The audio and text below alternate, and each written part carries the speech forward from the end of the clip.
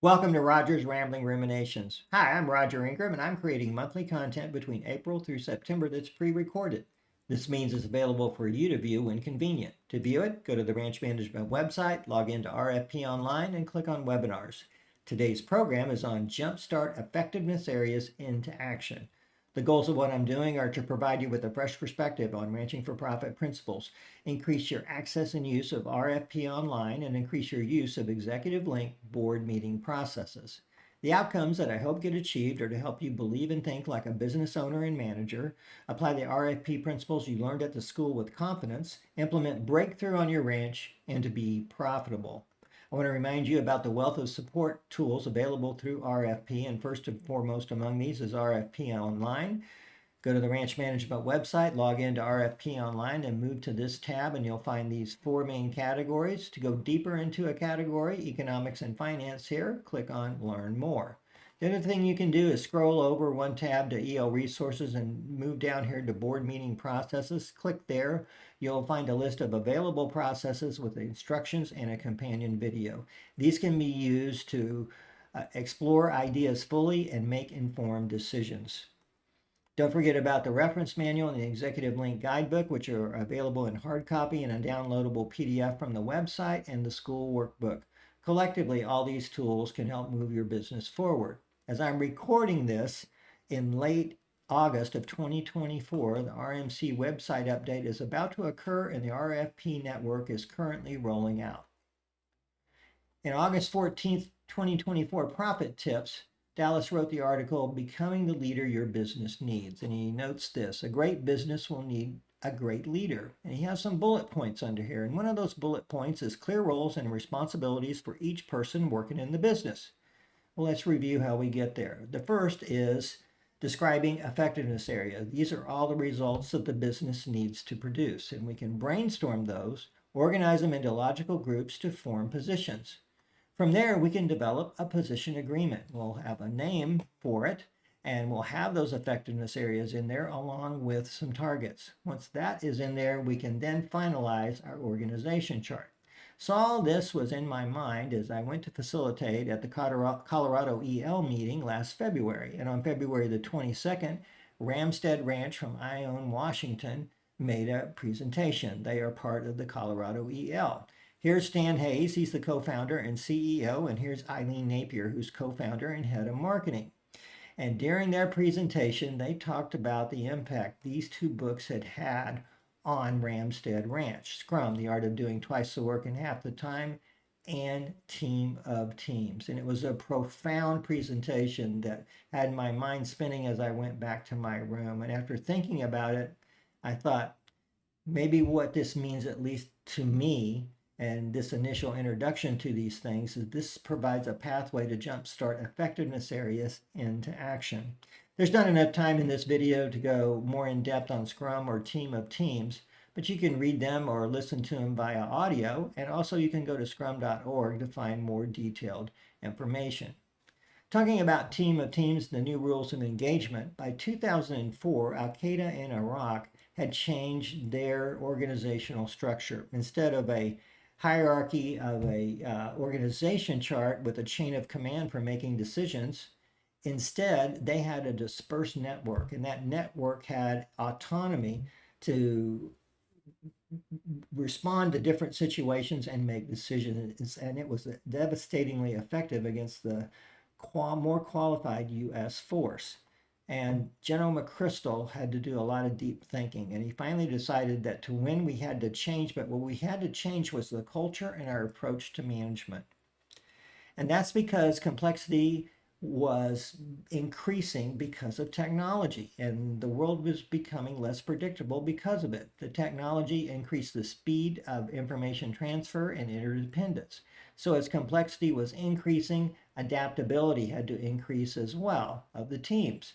But if the teams were going to be effective at adaptability, they had to build trust and have a common purpose. That common purpose relates back to your mission statement. It's stating why you're in business and taking that one step further into a shared consciousness. So all the things that you're doing, and if you're leading toward having this empowered execution, that is all backed up by your mission statement, because that's being done in support of that.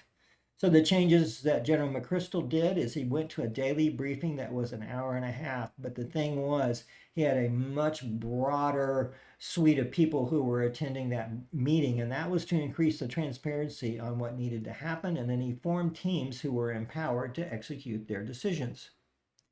Now you might think, could we run into problems with this giving teams empowered execution? And so we'll look at the principle of above and below the waterline that Eileen presented at the February meeting. Here we see a boat, and here is the waterline. Part of the boat is above the waterline, and another part of the boat is below the waterline.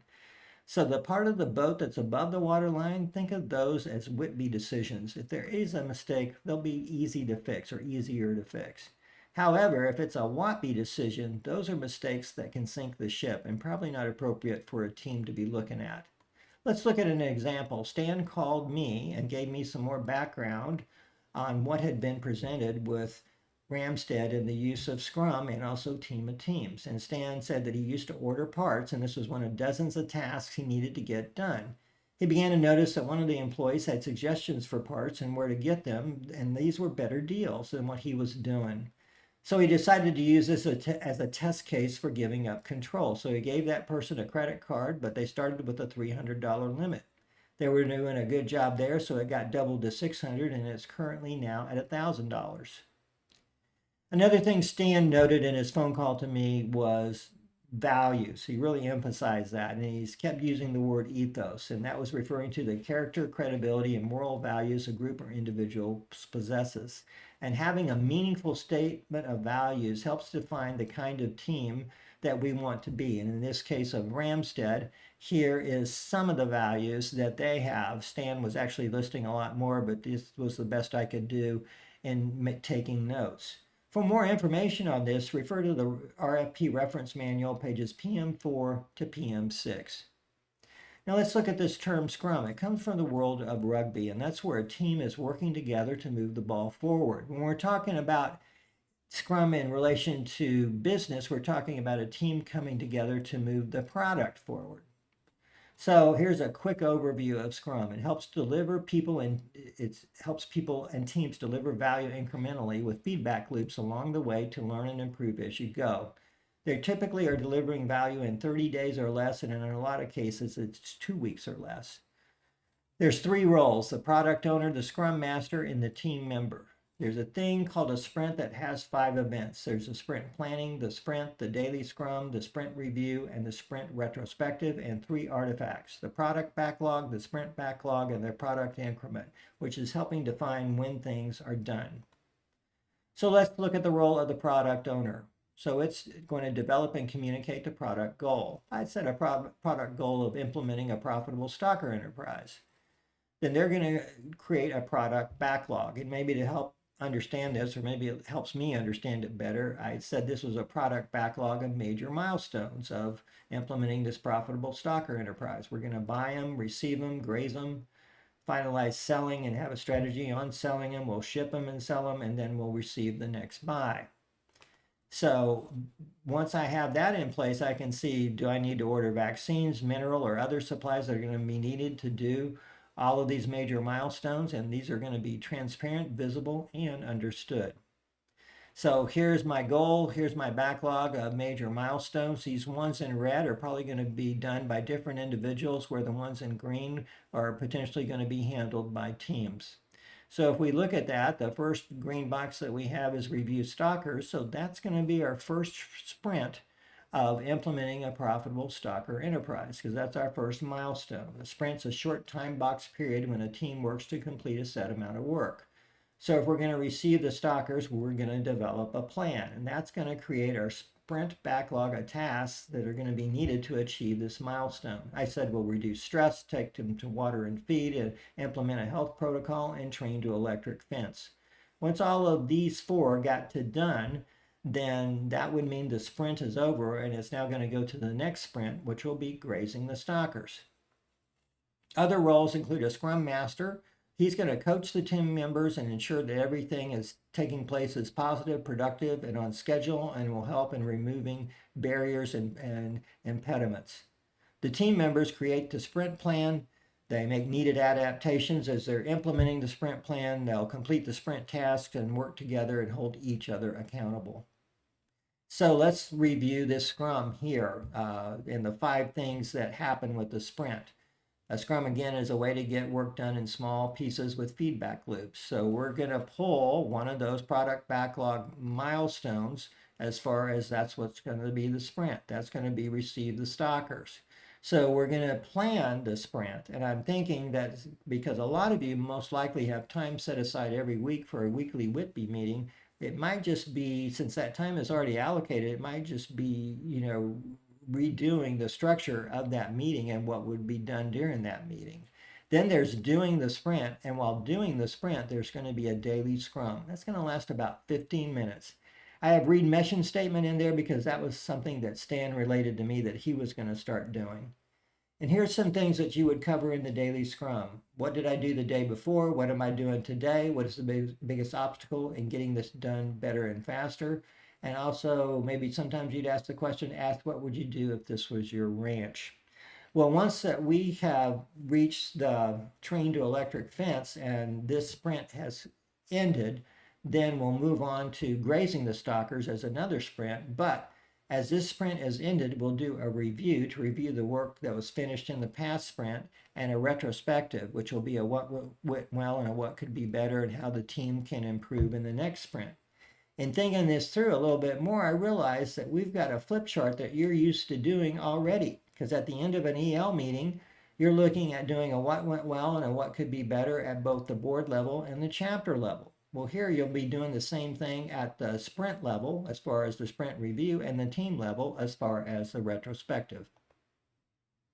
Again, this daily scrum and also this planning that's taking place will help you identify and fix pinch points and impediments. And this is showed by Eileen with the pig waterer. Here you see this small opening right here, and what was occurring is the heads were going in there, and then all of a sudden they're moving this around, that connections were coming undone and all sorts of other problems, and it was taking 2 hours per day of labor to just go out and check the pigs. So again, we want to identify and fix the pinch points. So they decided to experiment. They did a 5-hour build. They increased the opening of the water, and all of a sudden, all the connection problems and stuff that was requiring that 2 hours per day went away. So it's an example of fixing little things having big impacts. We've now gained time to be doing other stuff, so more is getting done in less time. I want to revisit this becoming a great leader, but now for your teams and the journey that Stan went on that he related to me. And this is relating to building trust, which relates back to Team of Teams. When they were first asking, what are impediments, what are barriers you're facing, very little feedback was coming back because people didn't know what would happen if they did complain. And so finally, they just had to ask a very basic question. What does everyone hate here? And everyone replied, the printer. It never works and is unreliable. So they fixed the printer immediately. When the teams saw that happen, they became more forthcoming in saying, well, there's this issue, this barrier, this types of things. So they were able to fix 20 other things quickly as well. So this began to earn trust in the group, but still it took 4 to 6 weeks to get total buy-in. For Stan as CEO, he had to learn to let go of power and control and to have an increased focus on being an impediment remover and on ways to make jobs better. And understanding that little things matter and can have big impacts, being responsive to addressing issues, acknowledging skills and accomplishment, and encouraging ideas and innovation. The results were time was freed up to focus on the bigger picture and also to get out in front of things. An example here relayed to me is how would Ramstead deal with no power for 2 weeks when they have a huge amount of freezers with thousands of dollars in meat inventory being stored in them? He ended our conversation with let's go have a great week. And I thought this really showed the impact that Scrum and Team of Teams have had on Ramstead, because instead of looking at the coming week of like, oh, there's so much to get done, we're not going to get it all done, and here's all these issues. Instead, it's let's go have a great week and look at all the great opportunities we're going to have out there. I want to stress you still need effectiveness areas, okay, that can eventually lead to position agreements with the effectiveness areas and targets, and you still need an organization chart. So none of that changes. But Scrum can help jumpstart effectiveness areas into action, at least in my opinion. And here's some thoughts I have. Many of you already do a production calendar. Okay, well, you could do one for each enterprise, but now under that, you could have milestones and tasks for each of those enterprises, and you could bring everybody together to help develop those, especially the tasks. That's going to help with workflow management. These frequent feedback loops will help you fix impediments and remove barriers and empower employees and free your time for WATB and getting out in front of things. Well, that concludes our program for today. Our next program will be on dealing with change. Thanks a lot, and let's go have a great week.